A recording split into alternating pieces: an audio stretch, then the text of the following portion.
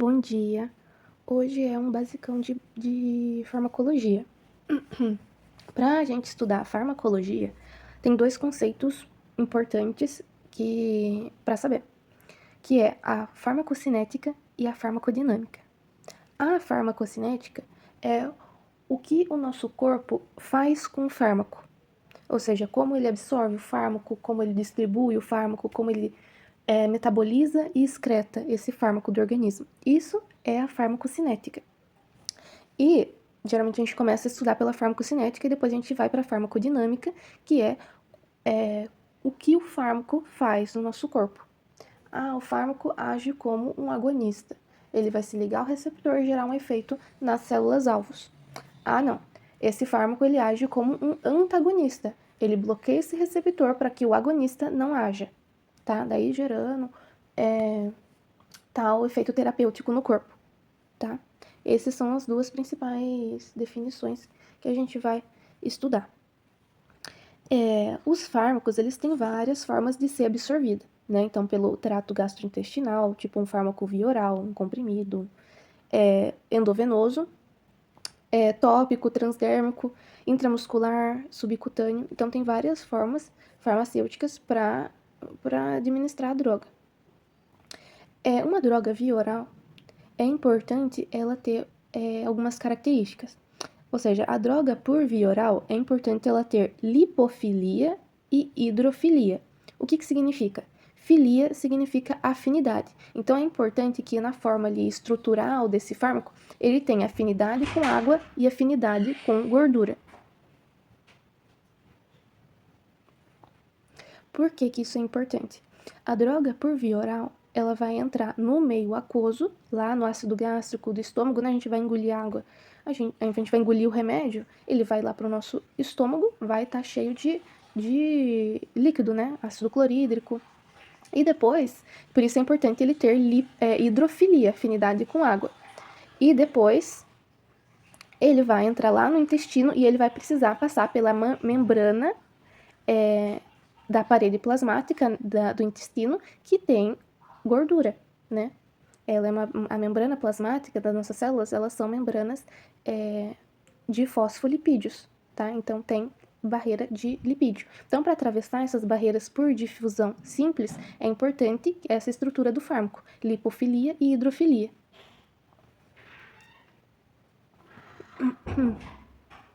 Então, é o seguinte, a droga ela vai entrar aqui na boca, via oral, vai lá pro estômago, onde tem um meio aquoso, e vai lá pro intestino, onde ela vai sofrer a maior parte da sua absorção.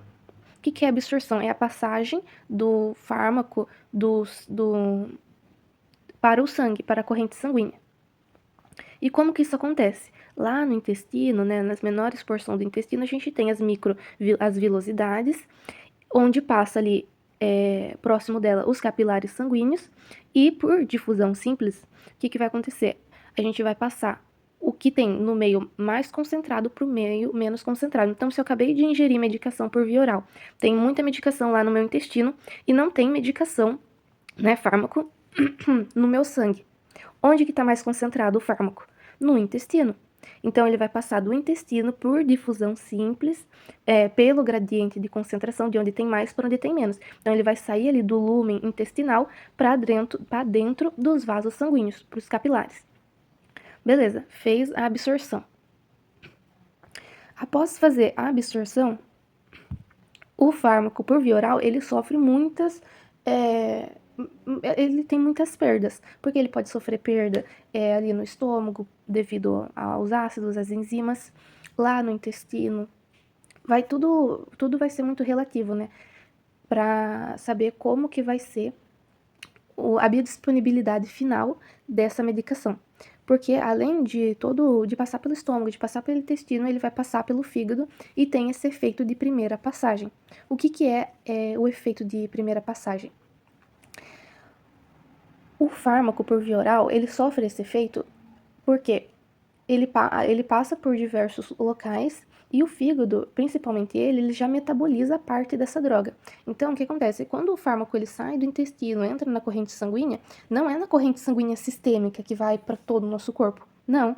só é considerada circulação sistêmica depois que passa pelo fígado. Então, tudo aquilo que é absorvido lá no intestino, né, pelos capilares, eles vão passar lá para a veia porta, que vai lá para o fígado, onde o fígado vai depurar, né, ele vai filtrar e vai fazer metabolização para depois mandar para a veia porta lá, para a veia cava lá do coração, que vai distribuir para o corpo inteiro. Um sangue já depurado, filtrado. Então, esse é o efeito de primeira passagem.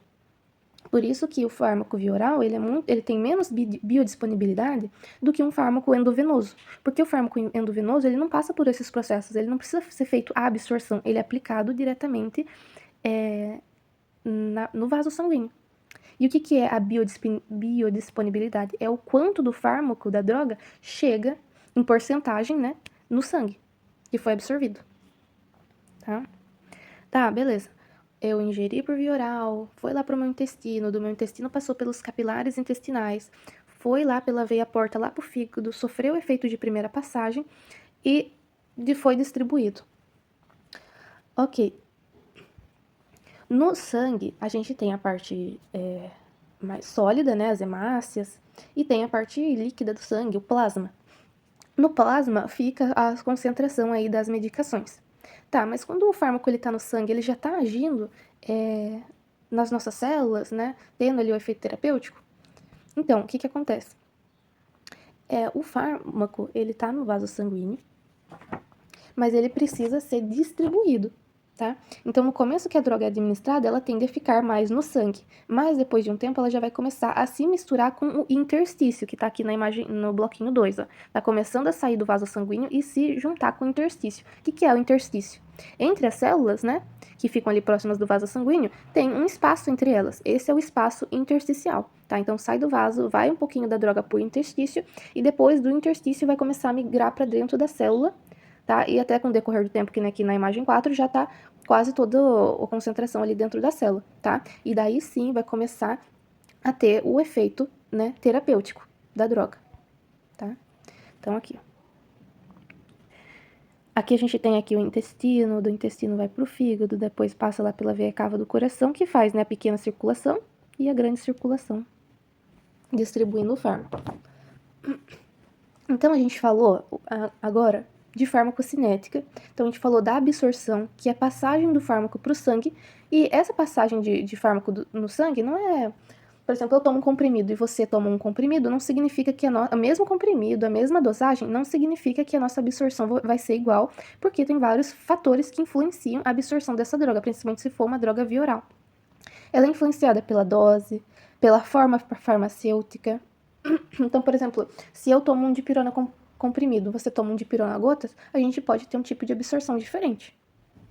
Depende da química do fármaco, se eu tenho alguma patologia, se hoje eu tô com náusea, se hoje eu tô com diarreia, tá?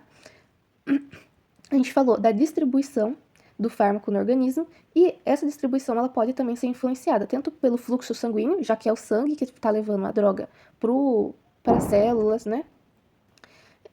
Das barreiras e da ligação do fármaco com as proteínas plasmáticas, né? Se o fármaco é hidrofílico, hidrofóbico, tá? E do efeito de primeira passagem. Depois, esse fármaco, ele sofre a biotransformação, que é a metabolização. Ou seja, esse fármaco, ele entrou lá no corpo, na célula, teve efeito terapêutico, ele vai ficar para sempre no organismo? Não. Ele vai ser metabolizado. Então, esse sangue, ele vai retornar lá pro fígado e ele vai ser metabolizado por um conjunto de enzimas, né? Enzimas são as proteínas que elas principalmente fazem catabolismo, quebras. Tá? Então, tem um conjunto de enzimas chamada citocromo P450. O que esse grupo faz? E tem dois tipos de fase que pode acontecer na metabolização, que é a fase tipo 1, que ocorre a catabolização, a quebra desse fármaco, né, dessa substância. E esse processo ele serve para eu tornar a droga mais hidrossolúvel. Porque quando a droga é mais hidrofílica, ela é eliminada mais facilmente pela urina, tá? Então, esse conjunto, né, de enzimas citocromo P450, ela faz catabolização, quebra desse fármaco, tornando ela mais hidrofílica para ela ser eliminada mais facilmente na urina. Isso que a gente está falando é a fase 1. Também pode ocorrer um tipo de metabolização chamada fase 2, que faz conjunção.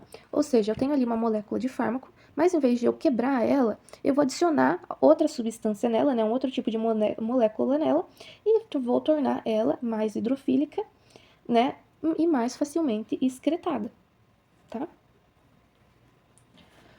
Tá bom. Depois que eu fiz isso, então, que a droga sofreu a metabolização, agora ela não é mais o fármaco, ele é um metabólito. Se for transformado, né, num metabólito inativo polar, que é quando acontece ali um processo que a gente torna o fármaco mais hidrofílico e ele perde a forma farmacológica, ou seja, ele não funciona, não causa mais efeito no corpo, é só esperar que ele vai ser excretado, tá? Pela urina. Mas, em alguns casos, esse metabólito, apesar dele sofrer ali as transformações, ele é um metabólito ativo, como, por exemplo, o diazepam, que mesmo após metabolizado, sofrendo a metabolização, né, ela continua fazendo efeito no organismo. Então, enquanto ela não ser excretada, né, por exemplo, pela urina, ela ainda faz efeito no corpo. E tem um metabólito tóxico, que é após a droga sofrer a metabolização, ela continua agindo no corpo, só que agindo de uma maneira tóxica, né? Então, se você consome essa droga em excesso, no momento que ela for metabolizada, ela vai começar a se transformar numa substância tóxica. E isso, é claro, se você consome a droga de forma exagerada, pode causar toxicidade e óbito.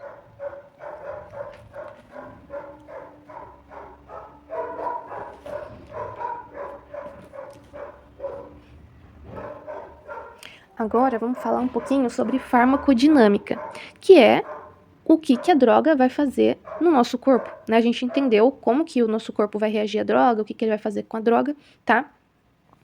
Mas e aí, o que a droga ela vai fazer no nosso corpo, né? Como que ela vai se ligar no nosso corpo e fazer o efeito dela? As moléculas do fármaco, elas precisam se ligar nos alvos farmacológicos, para que elas possam ser distribuídas de forma uniforme no nosso corpo. A maioria desses alvos são proteínas, tá? A gente tem muita molécula de proteína no nosso corpo, então, muito desses alvos são proteínas, tá? E, por exemplo, quais proteínas, né? Os alvos proteicos são 4 os principais, né? Proteicos. Os receptores, as enzimas, as moléculas transportadoras e os canais iônicos, tá? Qual que é a diferença, né, da molécula transportadora dos canais iônicos? Os dois são proteínas, tá? Que geralmente estão ali na membrana plasmática, só que a proteína transportadora, né, ela depende de um ligante que tem afinidade com ela para se ligar. E tem os canais iônicos, que podem ser um canal com comporta ou sem comporta. O canal com comporta, ele fica ali abertinho, e o canal com comporta, ele se abre, né, dependendo do fármaco, do ligante, se tem afinidade ou não. O que são os receptores, né? Os receptores, eles são moléculas de proteína, né? São moléculas proteicas que elas têm função de reconhecer um sinal químico, né? Então, todo o fármaco, ele tem uma estrutura química e ele vai se ligar quando tiver afinidade com esse receptor. Então, a gente tem o que a gente chama de fármacos, né? Agonistas e antagonistas. Então, por exemplo, assim, a epinefrina, ela se liga ao receptor B-adrenérgico, tá? E vai iniciar várias reações no corpo, como, por exemplo, aumento da frequência cardíaca e da contratibilidade do coração, tá? Então, a epinefrina é uma droga que se liga num receptor e gera um efeito. Ou seja, a epinefrina, ela é um agonista. Então, aqui, que nem nessa imagem, a gente tem uma droga aqui, verdinha, se liga no receptor e ativa aqui uma resposta nessa célula, tá? No caso da epinefrina, foi aumento da frequência cardíaca. Então, a gente tem uma outra droga, que é o propanolol. O propanolol, ele é um antagonista. Por que ele é um antagonista? Porque o que ele faz? Ele pega, ele consegue se encaixar nesse mesmo receptor e bloquear ele. Ou seja, tá vendo que ele não se preenche completamente aqui nesse receptor, mas ele bloqueia. Então, ele não gera um efeito, tá? Ele não gera uma ação aqui nessa célula, mas ele bloqueia para o agonista não conseguir entrar, não conseguir fazer essa conexão, tá? E dessa forma não gerando uma resposta na célula, mas impedindo que o agonista gere a resposta. Tá, mas a gente só tem esses tipos de fármaco que age como agonista, que age como antagonista? Não, tem outros tipos. Tem o agonista inverso. O agonista inverso, ele consegue se ligar no receptor, só que ele causa um efeito inverso do agonista. Então, por exemplo, falando nessa classe de medicação que vai aumentar ou diminuir a frequência cardíaca. Então, eu posso ter um fármaco que vai se ligar e vai aumentar a frequência cardíaca, ou seja, ele é um agonista. Eu tenho um fármaco que vai se ligar a esse mesmo receptor e não vai gerar um efeito, vai impedir que o agonista cause um efeito. Esse é o antagonista. E eu posso ter um agonista inverso, ou seja, o fármaco vai lá, se liga ao receptor, mas ele causa um efeito inverso, ou seja, ele diminui a frequência cardíaca. Além dos receptores, né, a gente tem outras proteínas que têm ação, que são alvos das ações dos fármacos, como, por exemplo, as enzimas. E o fármaco pode agir nela de forma sendo um inibidor, ou seja, quando o fármaco vai lá, entra no organismo e inibe a reação normal da enzima, né, causando daí o efeito terapêutico. Então, o que acontece? Esse fármaco vai, de alguma forma, mudar temporariamente a forma ali da estrutura da enzima e vai inibir que essa enzima cumpra o seu papel no organismo. Ou esse fármaco pode agir como um falso substrato. Ou seja, o falso substrato é um fármaco que vai entrar no organismo e ele vai agir como se ele fosse uma estrutura ali que vai se ligar à enzima. Então, quando essa enzima estiver ali fazendo a síntese, quando o organismo estiver fazendo a síntese dessa enzima, ela vai buscar moléculas ali para se ligar, para fazer a estrutura dessa enzima. Nesse momento, o falso substrato entra se ligando com essa enzima, mas ela não é o componente que a enzima precisava. Então, esse falso substrato se liga à enzima e produz um metabólito anômalo, ou seja, ela não vai funcionar no corpo de forma correta, tá? Então, por exemplo, um exemplo desse falso substrato seria o metildopa. O metildopa, ele é um fármaco que ele é um falso substrato para a epinefrina.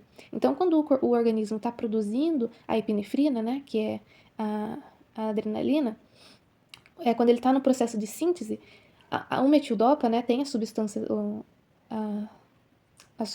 dele, vai se ligar nesse processo da síntese e vai formar um metabólito anômalo.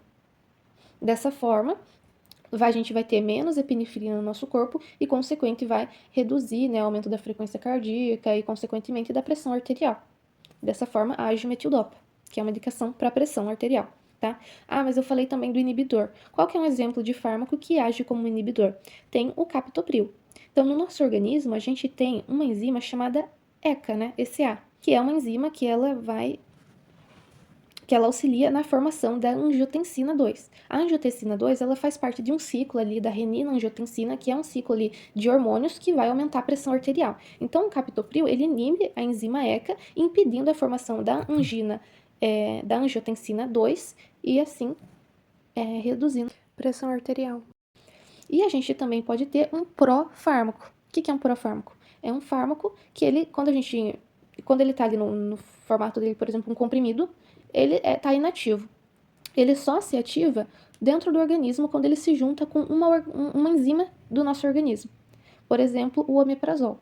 Quando a gente toma o omeprazol, né, ele é um fármaco inativo. Mas quando ele se junta com as enzimas lá do nosso estômago, ele começa a ativar, então pode começar a fazer o efeito terapêutico. E é isso, pessoal. Bons estudos. Beijinho.